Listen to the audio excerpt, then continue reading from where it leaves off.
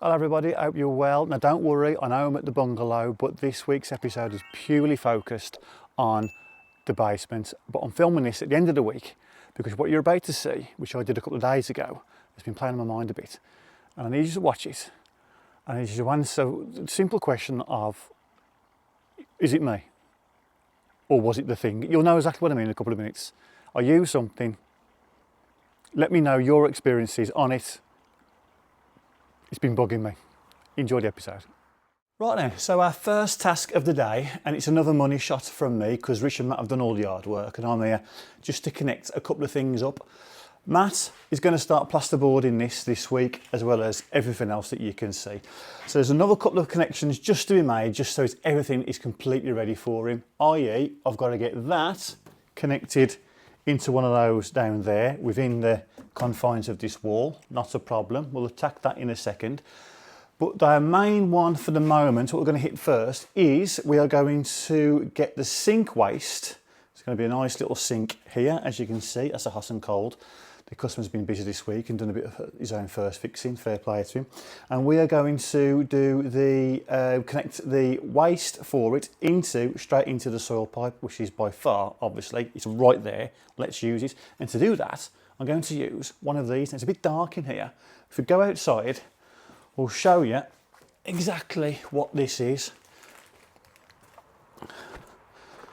Now, some of you might have heard of a strap-on boss before, and if you're connecting a inch and a quarter or an inch and a half waste into a 110mm like this, and look at that, Harry's our cameraman for the second. Obviously it's a small pipe into a big pipe, and the strap-on boss literally it cuts a hole similar to that, and then you strap it on, basically, simple as that, and you're left with something that's quite similar, and then your pipe goes into that. There you go. However, I've gone for this McAlpine variation of a theme, and it's a bit different, as you can see. It doesn't strap on as such. You need a 57mm hole that goes in like so, and it comes with a tightening tool, which slots in like so, and then it says no more than 3 complete turns anti-clockwise. Now straight away I can feel that tightening. So let's just do that, just for argument's sake. And that's it. And that's what it's saying is all you got to do. Now, it also comes with, that's obviously a compression fit in there. So then you put your seals in, your rubbers in, and blah, blah, blah. And then your compression fit your pipe off it. And there we have it. And if you can see there, Harry, if you can see how far that bit there is protruding into the pipe, which is my only concern with it, because we don't want waste catching on that bit and causing any blockages. So where we put the hole is quite important. But we sorted it out. We think we're going to be all right. It's all going to be accessible anyway, for reasons I'll go into a little bit later on. So yeah, I just thought I'll show you that. Now, there's no way I'm not going to CT1 the hell out of this. So it's all going to get gunked on as well. I'm even going to gunk in the compression fitting as well because of where it's going to be. So yeah, that's it. A lot more expensive. This is from Screwfix. I'll put a link in the description, but it's about £17 something. So it's an expensive piece of kit, considering the strap-on bosses are a couple of quid. But we'll go with this one, McAlpine. I do like this brand. I've never had any issues with them for this sort of stuff. So yeah, you can get a little QR code as well, not to show you what to do. Anyway, right, we'll go in. It's a bit dark in there, so we'll fit that and then we'll catch up a bit later on. How was that, Harry? Is that all right? Very good. Thank you. Right, it's gone a bit wrong. A litany of errors. I'll take you through them. But to lighten the mood, before I give you the bad stuff, let me tell you, past couple of days, I've met a couple of famous people. I was in a pub the other night, randomly, met Richie Anderson. Remember him? Denied all knowledge of the Strictly scandal. Don't wee my pocket and tell me it's raining Richie. But there we go, a couple of nights after that, I met the meerkat from the Simples adverts. Brilliant. But above all that, today, to complete the hat-trick, look who's back. Here he is, look. How are you, Michael? I'm all right. Did he look well, eh? Did he look well? Right, well, he's here to witness. I wouldn't say he's a curse, because this happened before he turned up, to be honest. But he's here to witness a couple of self-made issues. I'll talk you through them. Right, Harry's going to model what the issue is. Remember this thing I talked to you about a couple of minutes ago? Well, that bit is what tightens up, and I think by demonstrating to you on that thing, tightening it up on there, and then I may have, what I did do is over loosen it, unbeknownst to me, which I didn't know was possible because this is the first time I've used them. I have then attached it to the soil pipe where it's supposed to be, and that has fell off straight down the soil pipe. Well, then what do? We're a bit knackered really, but it's all right, because for those of you who watch the channel, you might know that we were sent this little beauty from Sanipace. Now I didn't necessarily slag this part of it off. It was the attachment that you're supposed to find a camera with, which is absolute dog toffee. But we sold it, and we're going to give the money to charity. End of the year, we'll go into another video. So, Harry, if you can hold that please onto that screen, and then we will show everybody, if we can. There it is, look. You see, there it is. So, the plan is just to use this camera and push it, which I can't do whilst I'm actually, there we go, and to push it down like so. See how it's moving? Because we know it's a straight run. I'll back off you, mate. So push it down to the inspection chamber and then get it out. Easy. Well, it would be easy if we hadn't have buried it a few weeks ago on accident, sort of, yeah, we'll just bury it for now and then we'll uncover it at a later date. So we had to find it, and to be fair, we found it first off. If you ignore that one, we honestly thought it was there, and then we had to go through the videos, our own videos, to find out where it was. And there it is. So we're going to pop that off now. We're going to push it down. It's a straight run all the way down. There's no deviating, anything like that. So get it to there, get it out, and then we're going to start again, and we're going to use the same, a new one, but the same strap on, or boss, or whatever you want to call it, and we're going to straight out the packet and use it. We're not going to turn it anyway until it's in place, and it's going to be ace, isn't it, Michael? It is. Yeah. What? Right, we shall get there. I can just keep a lookout for it now. Here it comes. I can see daylight. Right. Should be there. Don't touch it. Hold on. Hold on.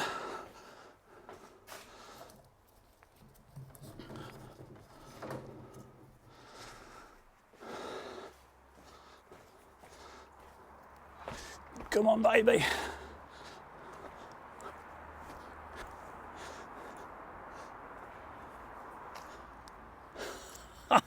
Go on then. Go for it. Yay! Lesson learned. Right. Never do that again. Excellent. What happened there then? Just unscrewed, didn't it? Right, anyway, okay, pop the lid back on there, mate. It's just push fit. Yep. Right.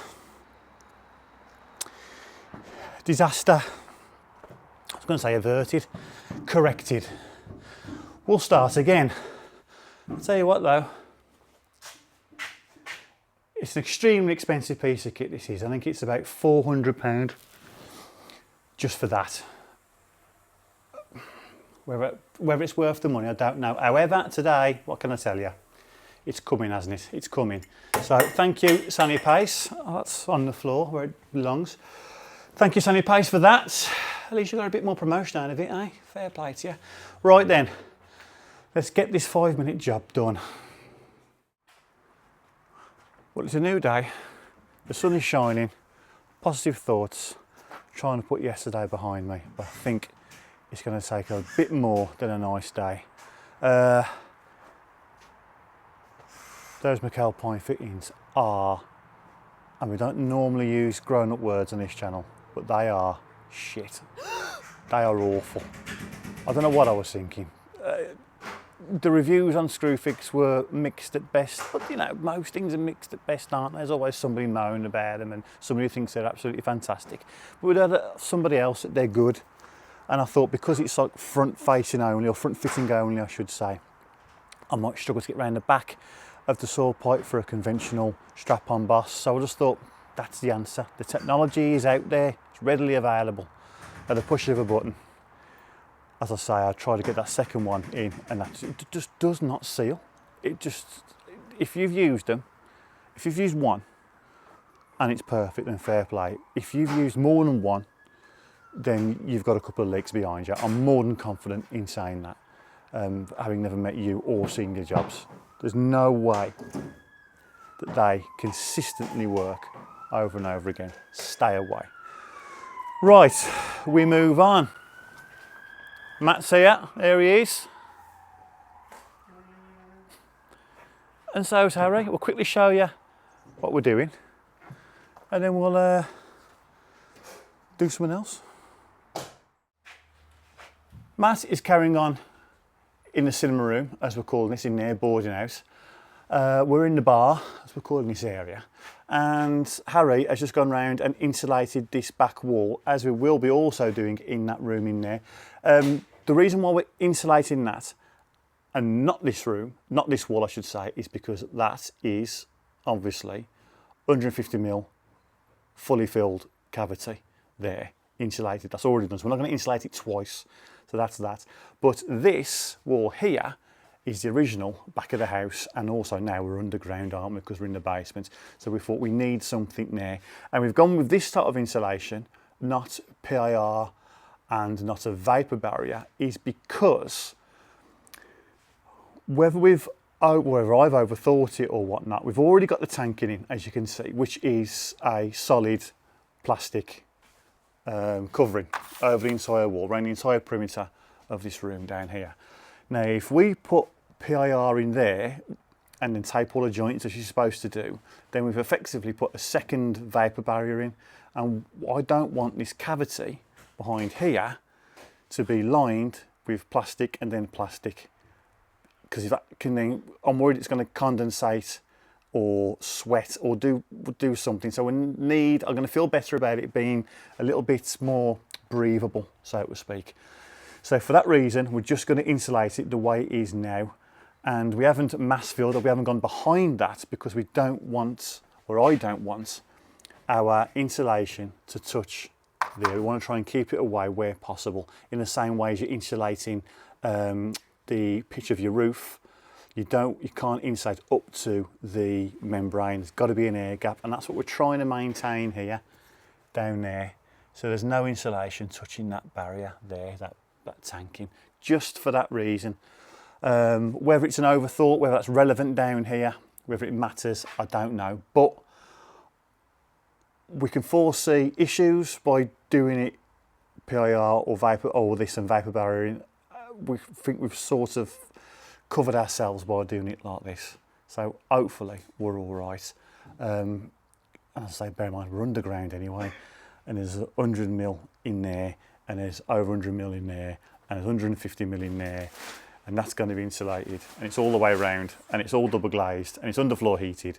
So we're not going to have an issue, are we? You know what I mean? Give it a cuddle. Yeah, a bit of extra. Yeah, make sure it's all right of a Sunday morning.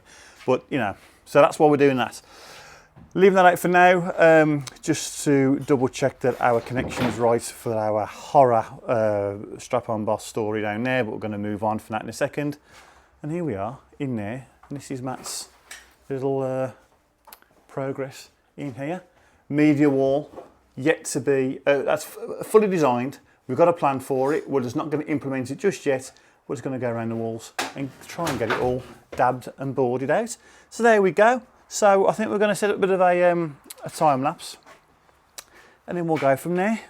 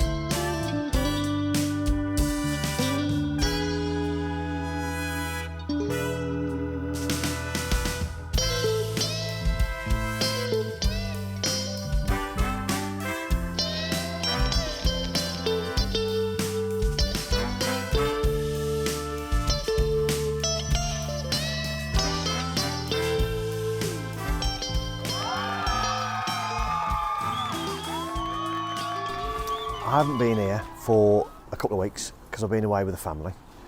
So I have seen the progress, just like you have, on the videos while I've been away. So I'm looking forward to seeing the screed that's gone down and how that's changed the space. And I'm also told that Matt has done a lot of boarding in the basement as well. So let's go and have a look at that, shall we?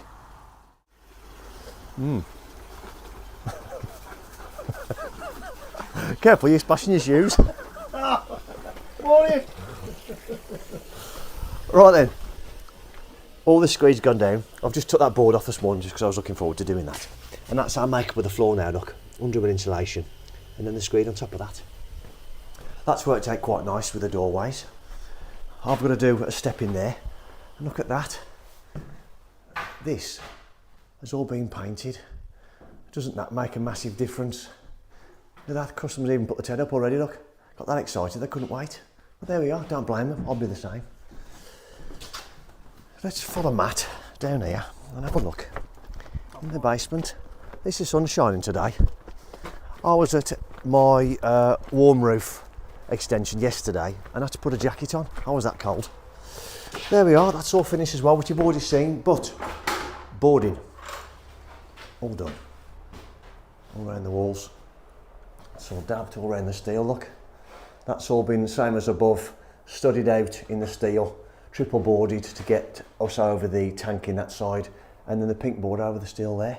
So that's good. One side of the media wall's done. We've got a bit more to do on this side with regarding the depth of it to put the TV in. It basically means, in short, which you'll see shortly, is me putting some uprights in like that all the way up, and then a pattress in that hashed area there, if you can see that hashed area there. And then I can put a pattress in that as well to carry the TV bracket. So I've got to overclad this as well, again for depth, like that. This has got to be covered with a piece of this 3x2 CLS. And then Matt will then double board that as well. And then the customer having this acoustic type cladding, which is like these sort of veneered timbers with like an acoustic matting, which is what the black stuff is there, over the top of that. I've got a door frame for there, so I can put a door frame in that. It's got to build that step up a little bit, which will be the step up into this little area that the customer's got in there, which is like a little sort of storage and workshop area. So I'll put a full door on there. So the door frame will probably come about there. That'll look quite good. And that's where the aircon unit is. So there we are. Everything's everywhere. So I'll just get the tools out and get on with it.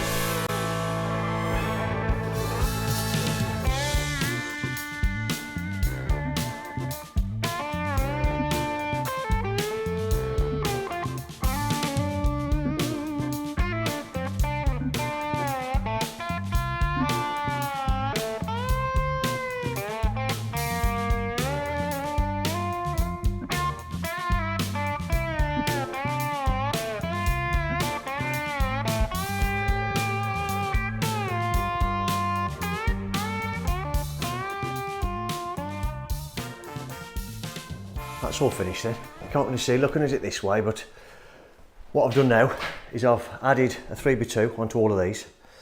I haven't necessarily followed the bottom ones, I've just gone 600 centres there and then gone left hand side of the speaker that I had to adjust anyway to get all that filled out.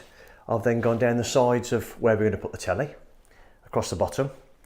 I've then put a timber flat inside the void there. That area there, the hatched area we talked about, I've put one flat at the top of the hatched area there and then put one in the board joint there.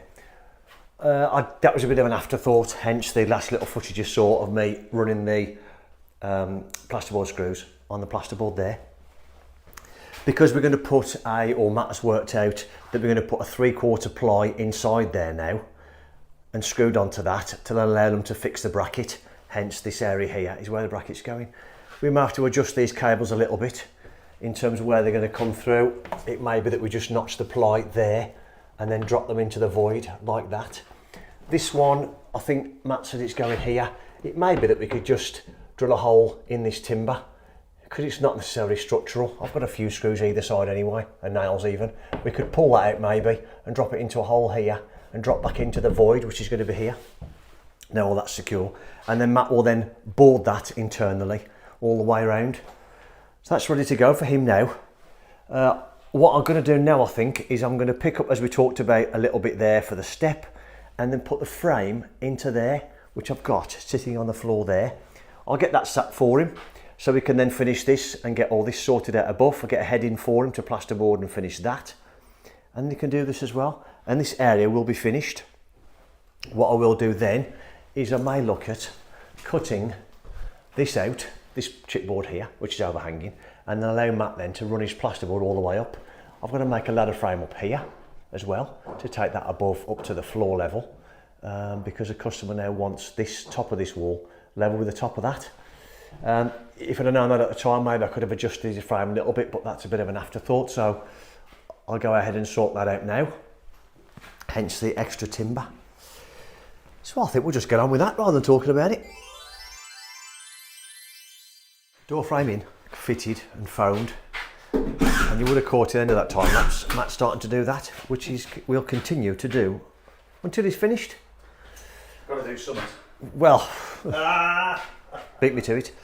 I'm now going to show you what Matt's been up to while I've been doing that. He has skimmed the reveals upstairs because you want to leave them till last because of the traffic in and out. So these are done, look. These reveals are done. There and there, all the way around. Got the sunshine today. And he skimmed these reveals, and then he's just opened this up to expose our wall, which we can now sort out as well. You can see what I mean now about the ladder frame. I've got to put a ladder frame on top of that one to bring it up to this height, and then they're going to do some kind of finishing with a floor around there, or whether they put a glass balustrade down there, or I don't know. That's all to be discussed with the customer and their floor layer. Matt's just cut this off as well, this strip, to give us our full width of our stairs now. So in effect, top of our stairs down to there, glass balustrade along there and along there, which will look lovely when it's done.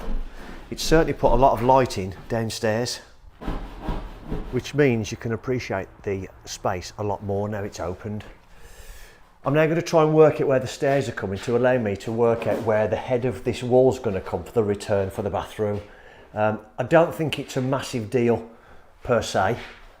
It just want to get it in, so or a double header in, so Matt can then plasterboard the ceiling is what we're going to try and achieve, which means we're coming across, if you remember from previous episodes, come across the inside of that triple with what inside of a wall, and then decide where it's going to finish, wherever, and then it'll just return to the stairs when we eventually get to that stage, and then it'll get cut underneath the stairs and into there like that. So as you look up there, it might be back there, down there, and then cut in under the stairs, which then means that in here, where you can see all the pipe work, there'll be a wall there and a doorway here out to the, what's it, to come out into this part out here. There is going to be units across there to form a bar area, which is why there's a sink waste there, and hot and cold and cabling for medias and networking and everything else there, which the customer's dealing with. So there we are.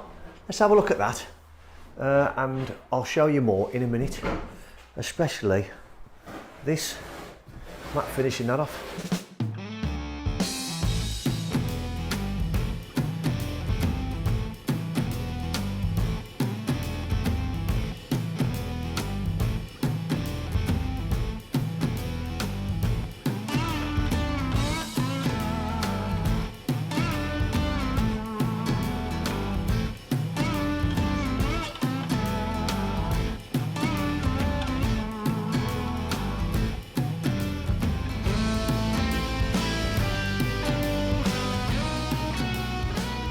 So the last time lapse then, you've just seen, is Matt's finished off this media wall, all boarded and ready to go. We put the extra timbers in over there based on what the customers give us measurements for the bracket, which is a lower level bracket because of the weight of the telly. So it goes at the bottom. In fact, I think, oh, that's it there. That's it there, yeah. So that's what goes on the wall there. So we've set that. So that is ready for beading, taping, and ready for skim. What we've done then is to finish the day off, we have boarded that up there, cut the socket through into the stud, and this is now the framework of the stud. That's as far out as we're coming for the toilet wall to there. And what I've done then is, you might not have caught it on the time lapse, I've got some of the sticks light foam that we use. I've come out 700 and foamed that at the bottom, and then I've come 100mm there and foamed that, and then basically stuck it to the wall, the floor, like we've done before. That's then screwed anyway at that corner and at that corner, so that's held solid, and that is obviously fixed to the floor joists. This will become more solid once it is returned towards the stairs, so therefore fix the side of the stairs, and then a return stud underneath the stairs, which will then form a cloak toilet there. Now, the reason I've done 700 on the floor glue is because I know that there's a unit, a tall unit going there, and then there's a countertop and then a tall unit there, which will form the bar. So I know that my doorway can't go any closer than about 700. So therefore, that's why I've glued it to there. What I will do is, when I get the position of my doorway, I'll just multi-tool that base rail off, and that'll be my opening then into the bathroom for my doorway. That's why I've done that. That is just the isolations for the fan and the light sensor, I think. Yes. Maybe. I think it's for the light sensor and the fan. That is their isolation, which will be on the inside of the bathroom or cloak toilet. And that is us ready to go. As I've already said, Matt's cut all this open, so that's a nice opening there, ready to go. And we have got measurements for the stairs, which are on the wall there, which is floor to floor. Then you have to do a ceiling to floor, and then you have to go from the face of that trimmer to the point where you want to finish your stairs, which ours is a 900 from there to here. So it's going to be a straight flight now, not a dog leg, which is what we've been talking about on the channel since we started talking about a dog leg stairs, and it's not, because the way we've ended up now with the space, it'd be nice just to come all the way down, straight flight to there, and then just turn into here, which will look great.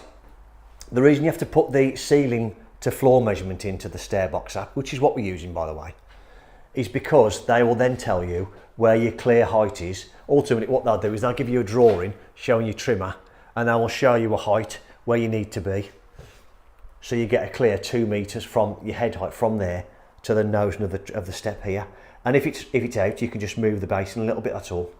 There we are. I've also got a width on my stairs, which is 865, which gives me, I think about 15 or 25mm, sorry, away from the finished plasterboard, away from this trimmer. So therefore 15mm border skim and then 10mm movement line, rather than trying to squeeze it in, which against I've boarded this triangle, because if you imagine the trimmer's going to come to here like that, I'll board that triangle, and that should be nice then to get the stairs into. So there we are. So I think we're done, aren't we? Are we done? Happy? I've got a bruise. You've got it. I don't care. I'm trying to finish the video here. Bruise like a peach. Or is it dirt? You know, I haven't seen you for ages, just love bite. Yay! Hey! Well, thank you, Dick and Dom. Excellent as always. Go on YouTube. I can take it. I'm a big boy. Was it me? Or was it the McAlpine boss strap thing? Is it a reinvention of the wheel that didn't need to happen? Or are they great and I was somehow doing it wrong, although I don't know what I was doing wrong? I just can't, it's been playing on my mind how something cannot work to that extent. And it wasn't a dodgy one, because I bought 2 of them, don't forget. From the same place, admittedly, but the bags were perfectly intact. So it's either the product or it's me. I don't know. Just put it in the comments and help somebody out, because somebody might be doing a job in a couple of days and thinking, oh, I'll use one of them. Now I've seen them, because they do look a bit neater. And they do look a bit neater. However, I couldn't get it to seal at all. So what was I doing wrong, if anything? Put it in the comments and just advise people, stay away or to use them. And, you know, let's help each other out here.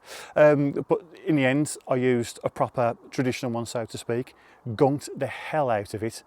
And then, once it had gone off after 24 hours, I even fiberglassed it, such as my confidence was that low with it, completely shattered, that I needed to make sure that that thing ain't never leaking. And guess what? It ain't, unless somebody rips the wall down, hits it with a hammer, in which case I can't be blamed for it. Anyway, I hope you enjoyed that. Next episode, what we're doing, ordering the stairs, just cracking on, we're on the home straight now.